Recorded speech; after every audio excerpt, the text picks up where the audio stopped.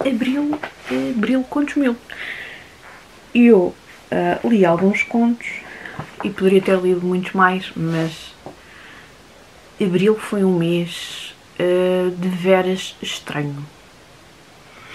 E entre o início do mês, o meu aniversário, lançar coisas novas, ou começar a preparar coisas novas para a Net Paper, começar a programar as coisas para o Sci-Fi Challenge e preparar coisas para o Sci-Fi Challenge, eu acho que me perdi um bocadinho no mês de Abril, e tanto as leituras como qualquer atenção que eu poderia ter ao Abril Contos Mil foi tudo um bocado pelo cano abaixo.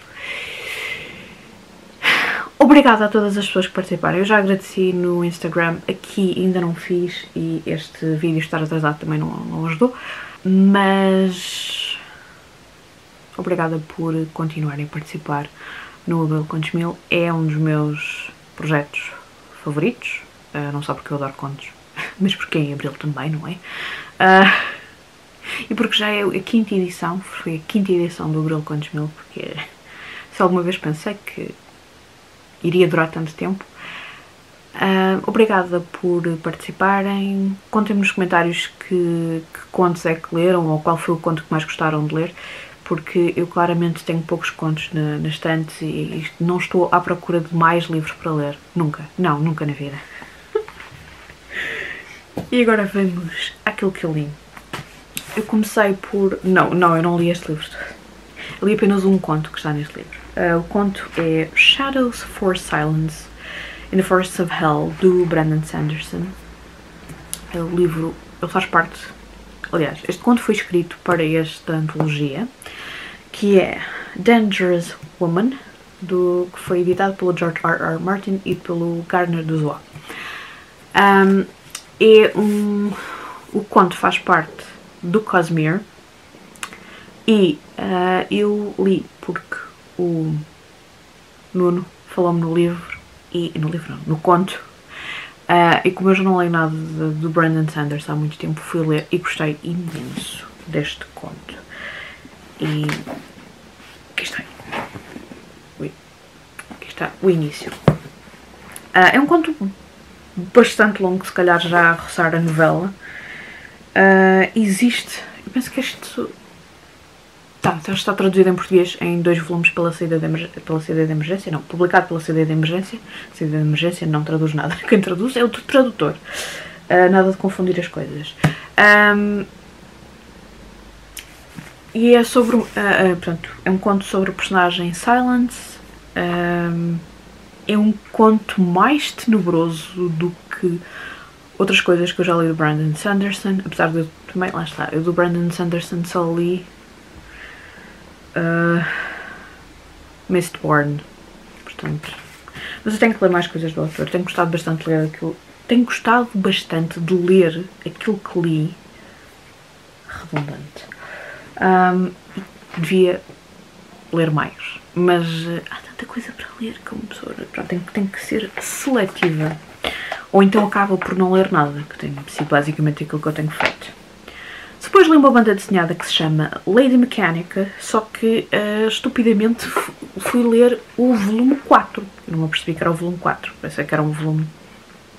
Pensei que era uma coisa à solta, mas era apenas o volume 4, que é o The Clockwork Assassin, e é do Joe Benitez. É uma banda desenhada steampunk, e que eu descobri quando andava a preparar coisas para o Sci-Fi Challenge. E foi interessante. Eu achei que a arte e os vários elementos de steampunk eram mais interessantes do que propriamente a história em si. Mas isso, lá está, é a minha opinião. A arte vale a pena. Os elementos de steampunk são extremamente interessantes. Se calhar devia ter lido o volume 3, 2 e 1 anteriormente, para perceber melhor um bocadinho o contexto da história. Se calhar devia fazer isso. Quiçá, agora durante o Sci-Fi Challenge, acabo por fazer isso. Depois li um livro que se chama Ask Baba Yaga, Otherworldly Advice for Everyday Troubles, que eu acho que isto, não sei se era um blog ou... bem, não sei muito bem o que era. Mas foi alguém que... cartas? Acho que era cartas. Eu não sei onde é que a pessoa respondia às pessoas, nem como é que as pessoas faziam as perguntas. Mas, basicamente, as pessoas faziam perguntas a esta autora e ela respondia como se fosse a Baba Yaga. Ou foi ela que escreveu tudo? Se calhar foi ela que escreveu tudo. Se calhar foi ela que escreveu tudo, é que já estou a inventar. Portanto, há perguntas do nosso dia-a-dia e depois ela responde como se fosse a Baba Yaga. O melhor de tudo são as respostas, porque algumas das respostas são a dar uma no cravo, outras na ferradura e parecem respostas de uma velhota resingona e que está a mandar as outras pessoas a dar uma curva ao bilhar grande, ou então para crescerem e aparecerem. Dependendo, obviamente, das perguntas e dependendo do contexto de cada uma delas. Não digo que foi uma excelente leitura, mas algumas das respostas foram interessantes, ainda deu para rir com algumas delas, portanto, se alguém quiser uma coisa mais leve para ir intercalando leituras, poderá ser algo interessante. Depois, li o Sherlock Holmes de Abril e li o de Maio também. Foi assim, os contos que eu mais li durante o mês de Abril e para o Abril Contos Mil. Portanto, li o The Adventures of Sherlock Holmes e The Memoirs of Sherlock Holmes. Este livro tem todos os contos de Sherlock Holmes e eu li então os dois primeiros. Sendo que um dos meus contos preferidos foi logo o primeiro, que é A Scandal in Bohemia, porque basicamente o Sherlock Holmes leva uma abada e de uma mulher, portanto, da Irene Adler. A Irene qualquer coisa, agora o que é? Já não me recordo. Acho que é Adler. Que é, pronto, basicamente a única mulher que o Sherlock Holmes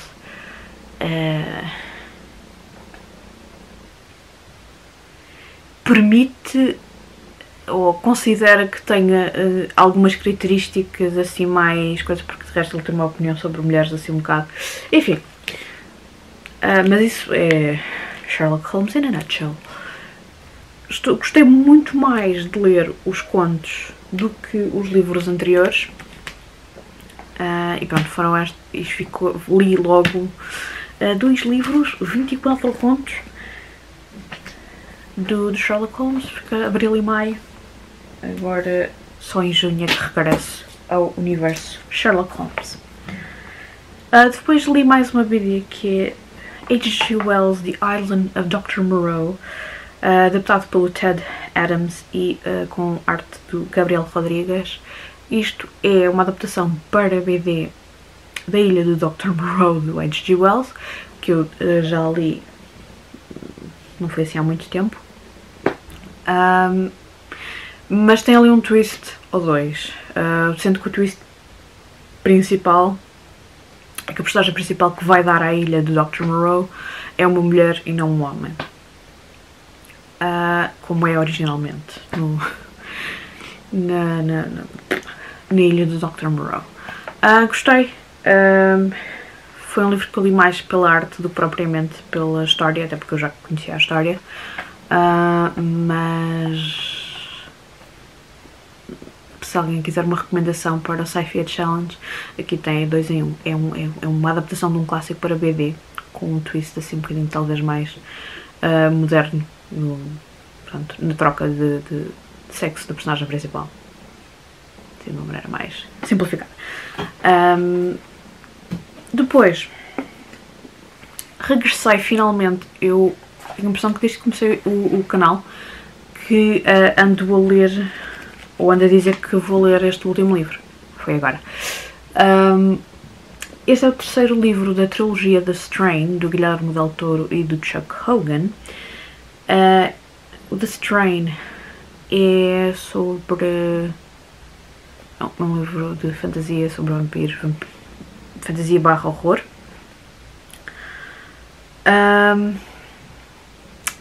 O The Night Eternal é o terceiro volume, como eu já tinha dito, vai terminar esta trilogia. E esta trilogia, assim fazendo uma review muito rápida da trilogia, começa com 5 estrelas e acaba com 3. Não é que eu não gosto da história e das escolhas que eles fizeram ao longo da trilogia toda, porque gosto disto. Não é assim, não é nenhum portento de literatura nem nada que se pareça. É um livro, é uma série para entreter, uma série com bastante ação. Mas aquilo que eu mais gostei nesta série era o facto do vampirismo ou os vampiros serem abordados como se fossem uma doença, quase como se fosse uma pandemia. E depois, ao longo dos livros, a partir do segundo, isso muda um bocadinho. E na mesma tem sido uma componente que é um bocado pandémica, ou agora não me estou a lembrar qual é a palavra mais correta, mas se passa a ideia que eu quero passar. Depois parte-se com outras coisas e o facto de haver um vilão e de cair numa série de sítios comuns neste tipo de literatura fez com que eu lesse e gostasse na mesma, mas não gostasse tanto como gostei ao início. Espero que faça sentido. No entanto, acho que é uma trilogia bastante interessante e quem queira fazer uma leitura rápida, não façam como eu, que demorei anos a terminar a trilogia, é uma trilogia bastante interessante. Existem também adaptações para a banda desenhada, que foi assim que eu comecei a ler esta série. E a banda desenhada é muito mais rápida, obviamente que falta algumas coisas, e que provavelmente eu irei, então, agora que já terminei a trilogia, retomar a leitura da banda desenhada. Livros que eu comecei a ler, mas que ainda não terminei. Vou começar por este. Comecei a ler o The Woman of Weird Tales, que são algumas das autoras mais prolíferas da revista Weird Tales. Esta capa é fantástica. Eu li 2 contos. Li The Remorse of Professor Panebianco, da Grela Spina, que é um conto que até dava para o Sci-Fi Challenge. É sobre um cientista que quer estudar as almas, mas que não é, digamos que não é das pessoas que têm as melhor ética.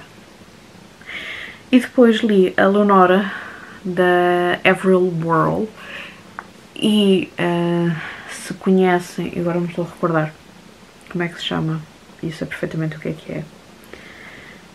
É um poema do século XIX com o mesmo nome, ou que tem uma personagem com o mesmo nome.